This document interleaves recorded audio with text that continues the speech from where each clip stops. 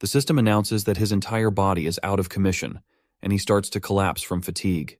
With the monster's sword mere inches away from crushing him, it seems like the end is near. But then, the air shatters like fragile glass, and a shadowy figure emerges from the rift. As the monster's sword is about to strike, the dark entity slashes down the monster's hand, saving our guy from his death at the last second. If we have to guess, we can confidently claim that this is Baru coming to the rescue. While Suho's consciousness fades, he catches a glimpse of the monster who just saved him, and it does not take him long to realize that this is the same ant he had always known. Meanwhile, Baru is beating himself up for being late, but he quickly heals our boy, making his injuries fade away, as if he has never been injured. The monster tries to get back up, but Baru growls in frustration, clearly ticked off at the pest that dared to hurt his king. With zero mercy, Baru obliterates the C-rank beast like it's just a watermelon at a shooting range. Then, another monster appears on the ceiling, ready to attack a poor guy holding a broom, tears streaming down his face as he faces his doom. But, not surprisingly, this monster meets the same fate as its friend, getting obliterated into bits and pieces. Baru dispatches all the remaining monsters with his sharp claws, popping them like party balloons. Guts and heads are flying everywhere, and the remaining monsters have no idea where the attacks are coming from. In just a few seconds, the entire campus is cleared of monsters. A bright light ripples through the area as Baru collapses to his knees, finally able to greet his master again. But before we can see their reunion, the scene shifts to the past, where we find our junior Suho drawing ants, and not just one, but he already has several sketches already drawn. Suddenly Baru shows up, and while holding one of the drawings, he asks his young monarch if he's still drawing portraits of someone like him. Baru is absolutely on the brink of tears, overwhelmed by the sight of how much his young master adores him. Then, just as it's all getting emotional, our boy opens his eyes and realizes he's in an infirmary. Apparently it's not an infirmary but a hospital, and our boy's concerned uncle is laying into him, asking how on earth he ended up in such a mess. He insists that our boy should have a few guards with him because this world is beyond help. It turns out his uncle's worries are justified. By the time Suho opens his eyes, 2 days have passed since the incident. The event has been a hot topic worldwide due to the numerous casualties. What's even more shocking is the discovery of mist burns, the monsters that can infect even hunters and turn them into monsters themselves. The Hunter Association decided not to disclose this to the public, despite the incident happening in the middle of the city.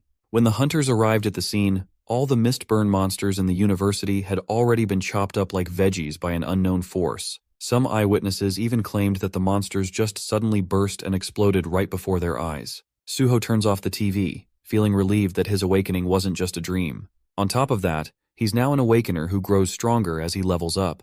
But he is still curious about one thing. He clearly remembers that he was cut by a C-rank mist burn, so how is he still alive? Just then, Baru sneaks up and greets the young monarch. But soon, Baru erupts into tears, overwhelmed with emotion after meeting his young master such a long time apart. He's deeply moved to see how his monarch has grown up so wonderfully, and he can't keep his emotions in check.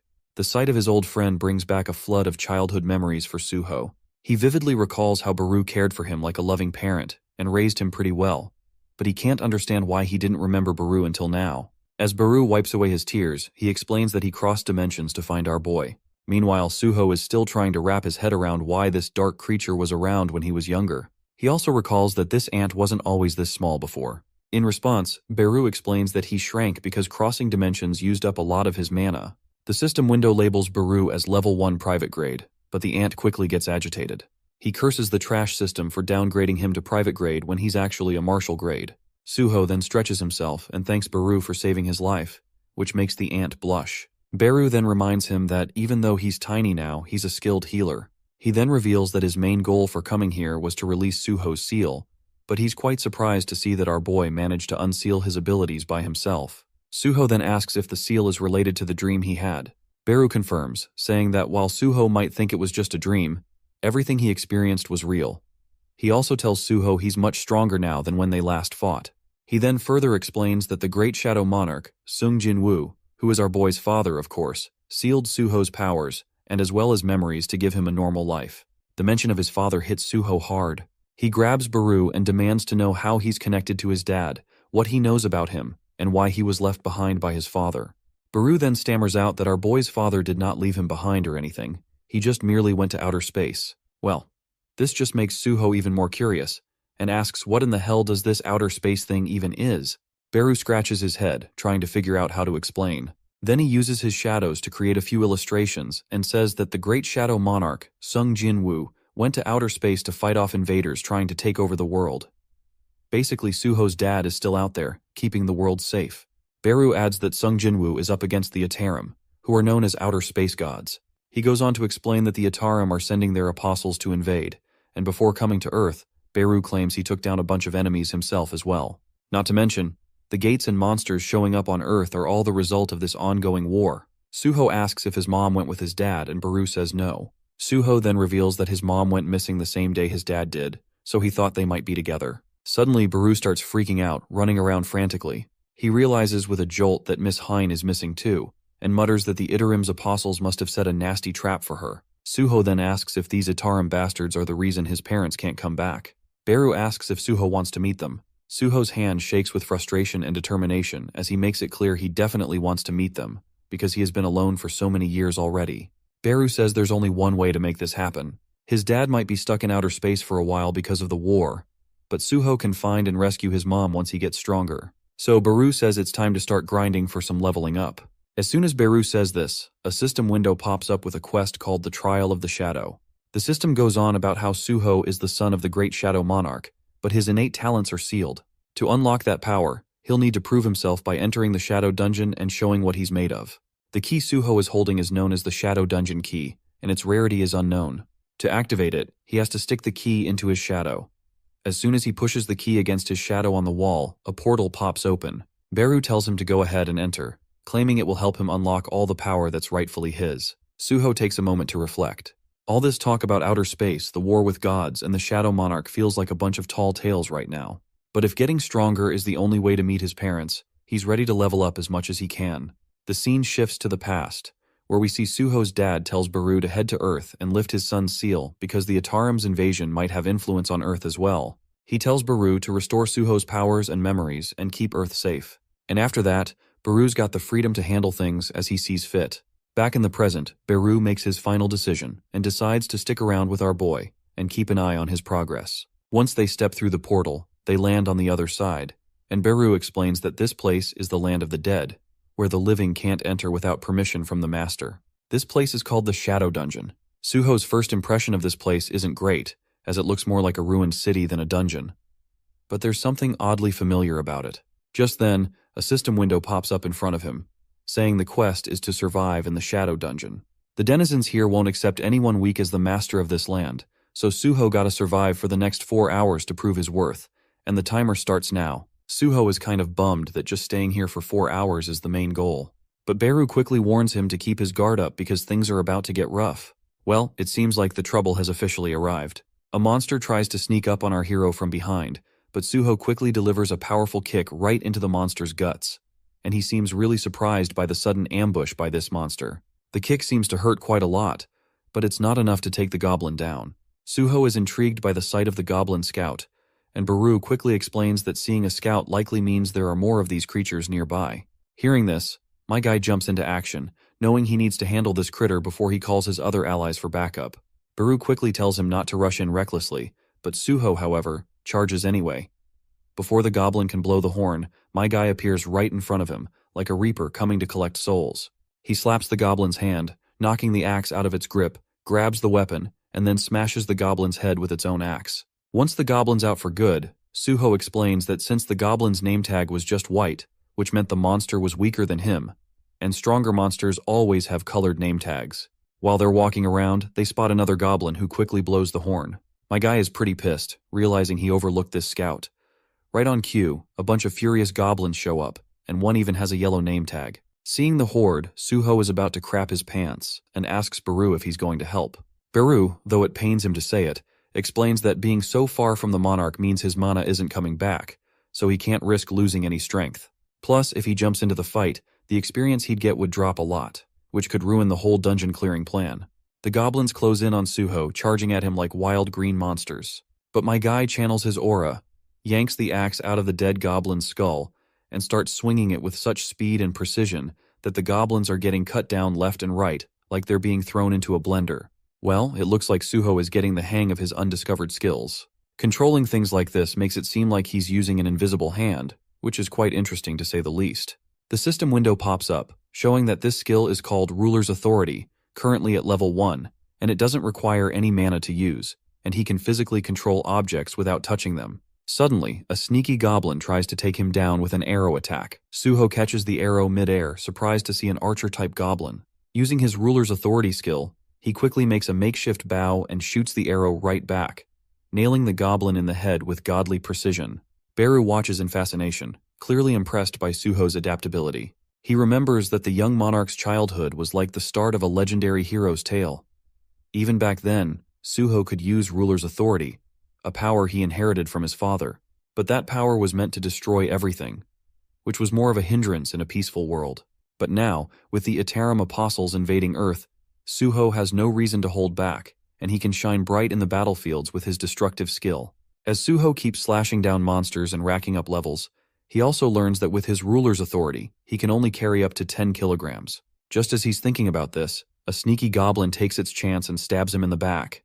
The goblin laughs creepily after the cowardly attack from behind, but Suho quickly shuts it up with a punch that obliterates its teeth and facial features in one devastating blow. As more goblins start to swarm him, Beru can't help but feel a bit scared for his master. That's when one of the highest-ranking goblins shows up, and its colored name tag makes it clear this one is different from the rest. Suho quickly yanks the dagger from his back, losing 30 HP in the process. As soon as the dagger is out, the other goblins pounce on him like hungry hounds.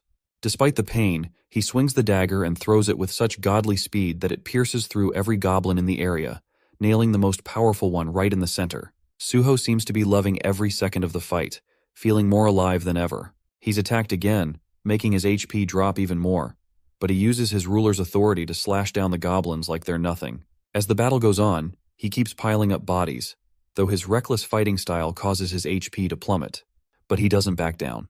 When he finally reaches the high-level goblin, he starts smashing away, and the system goes wild with notifications popping up everywhere, announcing the levels he's climbing. Once the bloodbath is over, all that's left are bodies scattered around like trash. Our boy finally takes a breather after so much fighting, and it looks like his 4-hour survival mark has ended, signaling the successful completion of the quest. Beru starts clapping for his young master, saying he never doubted him for a second and knew he would breeze through this trial. Another system notification arrives, giving him the choice to accept the reward for completing the quest. Without hesitation, he tells the system to show him what he's getting. The system quickly displays that he will receive a rune stone, which can be used to learn a skill called Shadow Extraction. Beru is quite excited at the prospect of Suho getting this new skill. Suho checks out his injuries and finds he's actually unharmed. He remembers picking up a new skill called Resilience during the fight. It turns out he's been getting skills on top of the leveling system he got when he awakened. Our boy can't help but feel like he's a cheat character with this level-up mechanism and all the free skills he's getting.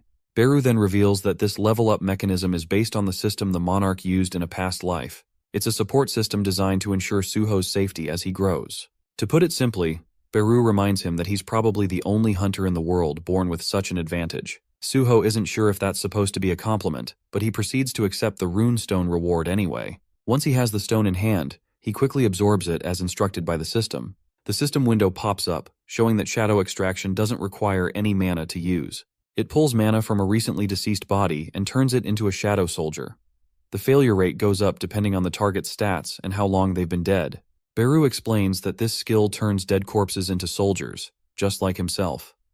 Shadow Extraction is basically the essence of the authority that created the Shadow Monarch, Lord Sung Jinwoo. Suho's still unsure what this skill really is and wonders if it's some kind of necromancy. He extends his hand toward the dead goblin, and the system tells him he can use Shadow Extraction on this target. But before using it, he will have to pick a command to activate the skill. At first, Suho thinks it's a bit of a hassle to come up with a command just to use the skill, and while he's mulling it over, Beru suggests commands should always be something direct. So with that in mind, Suho quickly tells the dead goblin to arise. Suho summoned 3 normal rank shadow goblins, but the Shadow Extraction didn't impress him. Beru explained that freshly extracted monsters were weaker and smaller than when they were alive. Suho noted that the extraction would only last for 1 day, which made Beru depressed as he believed the Shadow Extraction skill would prove valuable later. Suho reassured Beru and urged him to leave the dungeon, feeling hungry after not eating for 2 days. Beru reminded him that he could use the Shadow Dungeon key to exit any time, having already passed the quest. Suho readily left the dungeon. Back at the hospital, Suho ate to his heart's content. As he ate, Beru outlined their 3 key responsibilities. First, They needed to protect Earth from the monsters emerging from dungeons, which would naturally boost Suho's level and make Earth safer under his protection. Second, they had to find Lord Hai-In, prompting Suho to ask if they could locate his mother. Beru assured him that they would find the answer while battling monsters. Lastly, the most crucial task was restoring Beru's lost powers, as he despised weakness. Beru explained that as an ant with the ability to consume magic and intelligence, he could regain his strength by absorbing magic from various entities, including a young monarch like Suho. Understanding the gravity of these responsibilities, Suho resolved to enter the dungeon. However, there was a problem. The Hunter Association didn't allow unapproved hunters to enter dungeons, so Suho needed to assess his rank. Given his increased stats after awakening, he wondered what rank he would achieve. Upon testing, a lady informed him that his magic level was 46, making him an E rank awakened. Disappointed, Suho returned, feeling hopeless.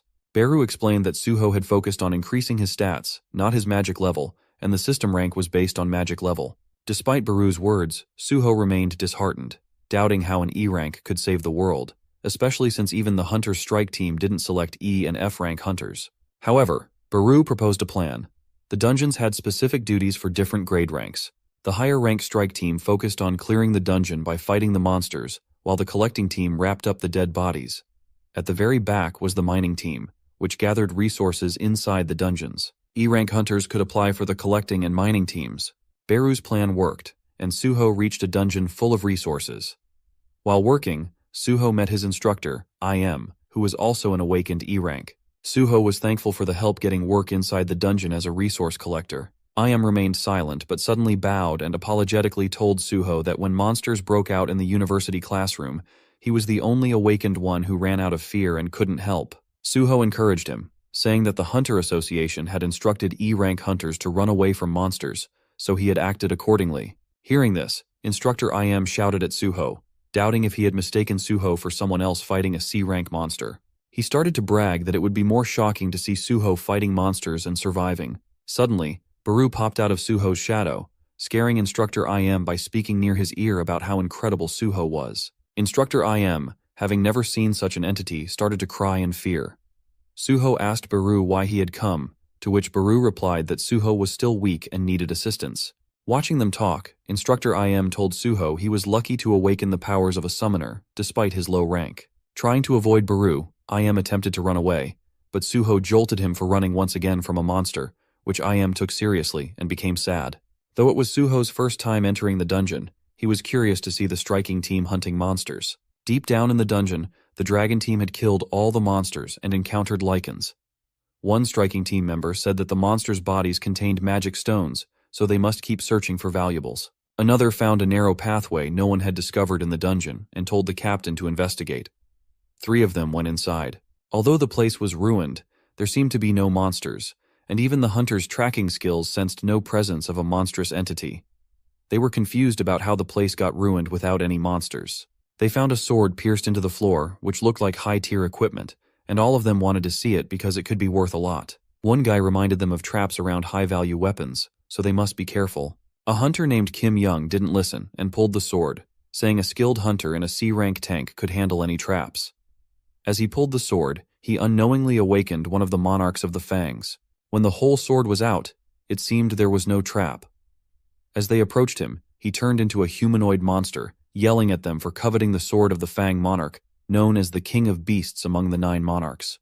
Rakan ordered the killing of all invaders in the domain of the Fang's monarch and savagely slaughtered the 3 hunters who couldn't face him. Meanwhile, Instructor I.M. and the other resource collectors were surprised to see Suho summon 3 goblins for resource collection.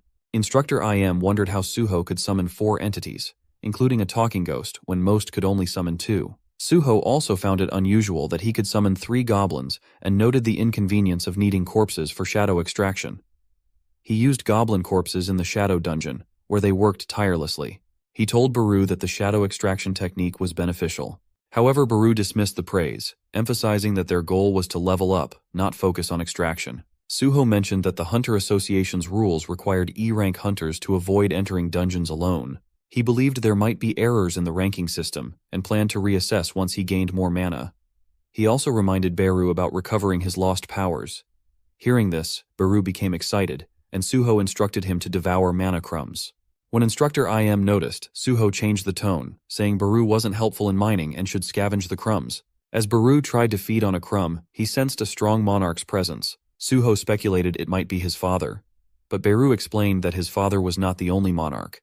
Others possessed similar powers. Baru's powers would recover instantly if his father were nearby, but he couldn't identify the approaching beast. Suddenly they heard a striking sound. The laborers became alert, and some asked about the attacking squad. They were shocked to see lichens at the mining site. Everyone panicked and started running, but one person tried to stop the lichens and was slammed away. Suho faced the lichens, giving the laborers time to escape. He noticed their orange names, indicating a higher level like the D-rank Mist Burns he had fought before. He decided to fight them, but hoped for backup. Instructor IM stayed, and Suho asked him to help if the situation became dangerous. Suho instructed the goblins to protect IM and pulled goblin weapons from his inventory, surprising Instructor IM with his ability to summon weapons. Suho moved with lightning speed, effortlessly vanishing the monstrous creatures and slicing through the steel-fanged lichen like a ripe fruit. As Instructor IM looked on in awe, Suho's powerful presence left him speechless. Facing two lichens attacking simultaneously, Suho skillfully handled the situation. While one lichen clamped down on his weapon, Baru marveled at Suho's mastery of combat using shadow powers as he devoured the fallen monster. Suho reflected on his ability to use extraction and summoning without depleting his mana, realizing the potential to amass an army of the dead by increasing his mana capacity. Deep in thought, he swiftly dispatched one lichen by piercing its skull with his weapon, before swiftly dealing with the other. Then, without hesitation, he summoned them back to life.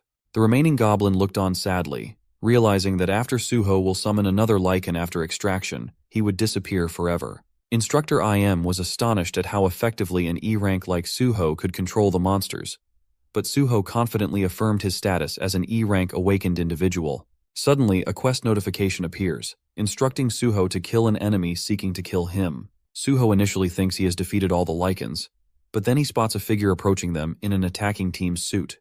Instructor IM warns that they are not safe from the lichens, but Suho senses something about the approaching figure and pulls IM behind him. The figure suddenly strikes at IM, missing him but shattering his glasses. Had Suho not intervened, IM would have been annihilated. The ground shatters where the figure's sword lands,